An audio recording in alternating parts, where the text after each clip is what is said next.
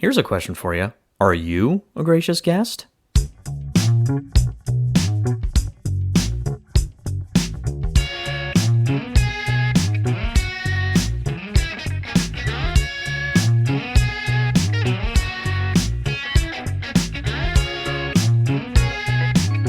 Well, here we are. Another Gracious Guest show is underway, and you are joining me, host Mike Creevy, who's also attempting to be a gracious guest in this little podcast world, talking about the wonderful, the transcendent, the truly numinous in life. And sometimes we find that in books. Sometimes we find that in a sunset. We find that in a particular conversation or a movie or just some unspoken experience, intuition. You can't quite put your finger on it, but it gives you a sort of little inkling that there is more to life than meets the eye. That sometimes it's in those very mundane and ordinary experiences that we really kind of think about what's beyond, that we really kind of have a sense that there's more to life than I maybe originally thought there was. More to life than just the humdrum, that kind of thing. So anyway, that's what this show is all about. Before I get into this episode too far, though, I do want to just press pause for a second and let you know that we have another installment of our field correspondent Noelle's adventures that she's usually on. My 3-year-old daughter is our field correspondent on the Gracious Guest Show. She's out there in the real world, living out the beauty and wonder and all these kinds of things in real life.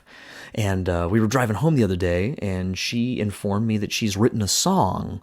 And I started recording, and this is what we got. So let's check it out. Here's our field correspondent, Noel Creevy.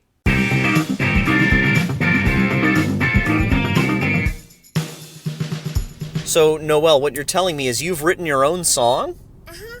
What's the song called again? Can you tell me again? It's Tree Guy. Let me see. Let me hold the phone and see what it is. Oh, no, just tell me. I'm just asking you to tell me about it. So it's Tree Guy and Pull Up? Pull-ups.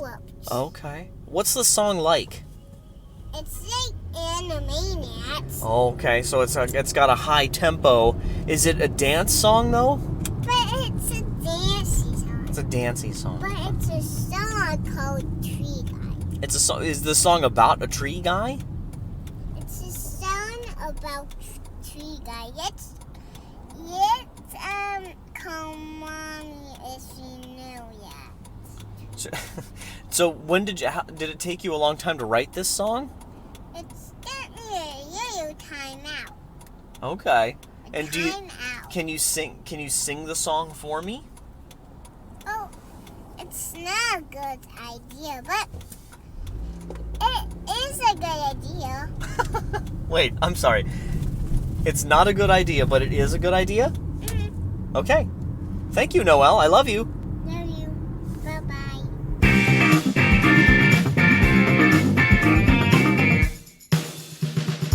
That is very typical of a Noel interview, isn't it? She is a riot. Today, I thought I'd take a look at the title of this whole podcast and ministry, Gracious Guest, and maybe just give you a couple thoughts on how to be a gracious guest.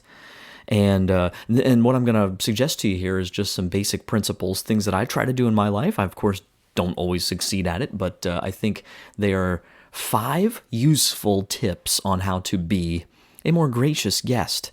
And this could just be in terms of when you are a guest in somebody's house, you're a guest in a hotel, you're a guest at a restaurant, wherever you are, in a sense, the recipient of the service or generosity of somebody else. If somebody else is hosting you in one way, shape, or form, how can you show a gratefulness, a graciousness in that experience? And I just have 5 for you. And the first is to say thank you, right?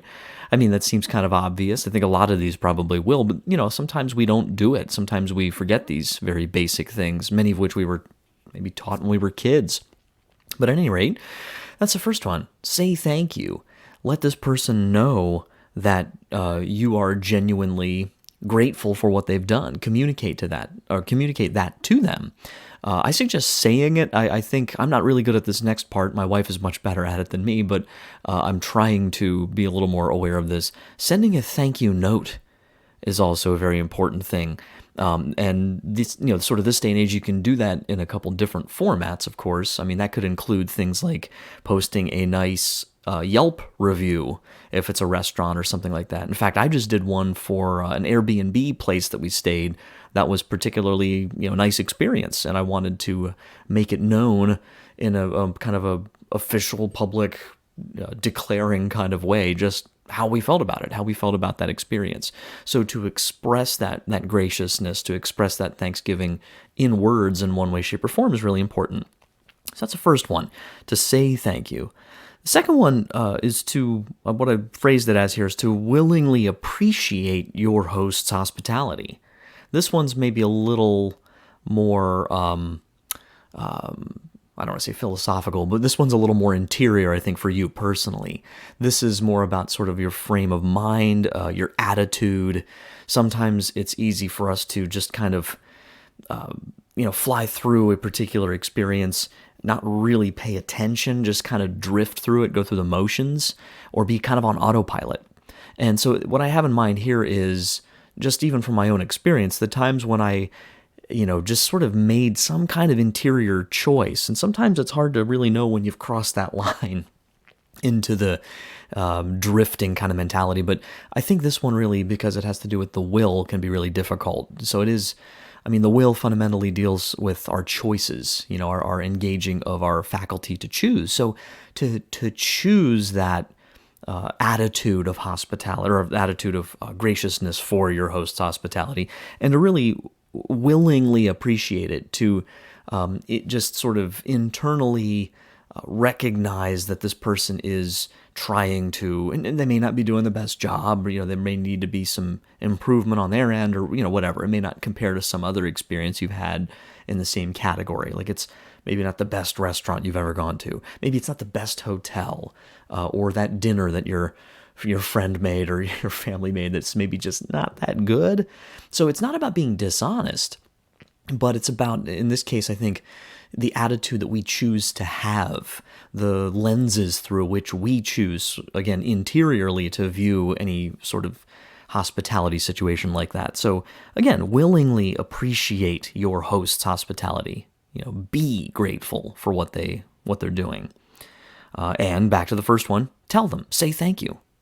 The third one, a little related, don't nitpick. This can be really tricky. And it's, difficult because sometimes depends on what the setting is. If you are a food critic and that's what you're doing, and you're trying to help this person in theory improve, if you are for a living, going around reviewing hotels and stuff, there's a way, of course, to be honest about that, or to recognize where areas can improve, but not to nitpick. Of course, we don't make it personal. Don't, by sort of a contrast to the last bullet point here, don't go around looking for things that are wrong.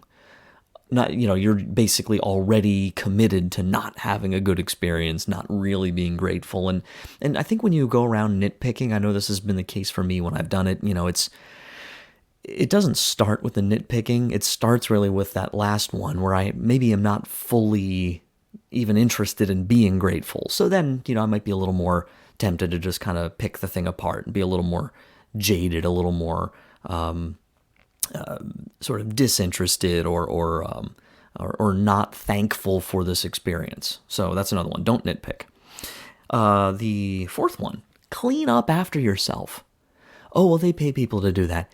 Yeah, but there's more to it than just that. There's something about our journey through life that is helped, improved, that takes on a whole new kind of dimension when we take seriously the impact we make on the environment around us. And this is everything from littering to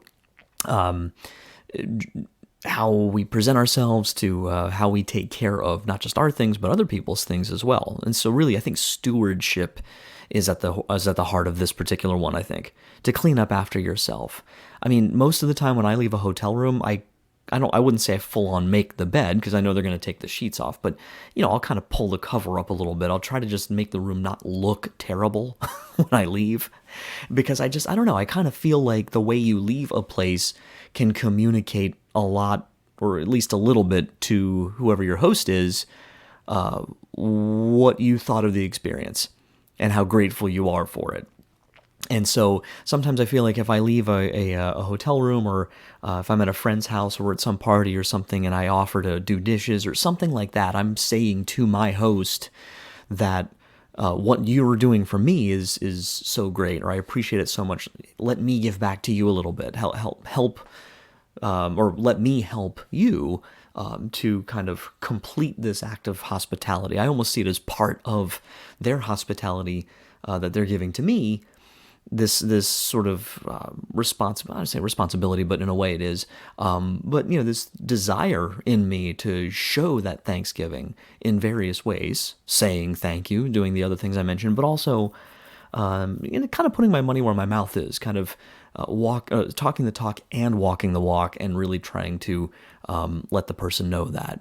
When we left our Airbnb place, it was also things like trying to get the trash together, take the trash out, and even though they didn't ask us to do that. So things like that. Just try to leave it better than you found it as a general life principle. I actually learned that in the Army a lot too. A lot of people think about, the Army just goes around and blows stuff up. Okay, there's something to that. But when we would finish a training event, we'd get everybody on one giant line and walk arm's length away from each other across the field or wherever we were, just to make sure there was no trash or earplugs from our from shooting our rifles or anything like that. To police it up was the phrase we used. So that's something that stuck with me, and I think that's a good sort of attribute for a truly gracious guest.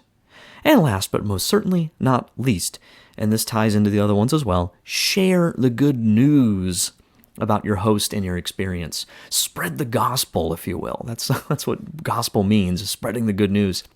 In this case, like I said a little bit earlier, with the thank yous and those kinds of things, that could be those reviews online or whatever the case may be. But this particular one is not so much about the thank yous that we say or that we show in various ways to our host. This is now looking sort of the other direction as I go out into the world, into my day-to-day life, whether it's at work or with extended family or whatever the case may be, to share that experience, share that good news about that host, give them props, for the hospitality they have shown you.